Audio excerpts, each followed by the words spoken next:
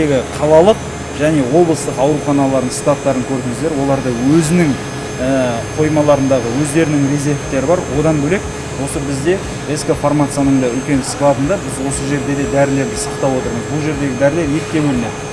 Аптекаға, жаңағы дәріханаларға барылатын дәрілер және біздің ауруханаларға барылатын дәрілер. Оның резервтері 1,5-2 айға жетеді. Бірақ тағы да айтайын, ол бір күнде 200 адам, 300 адам алып жатыр. Бізде ең бірінші құтқаратын нәрсе вакцинация. Вакцинациядан бүгінге дейін өлді деген адам жоқ.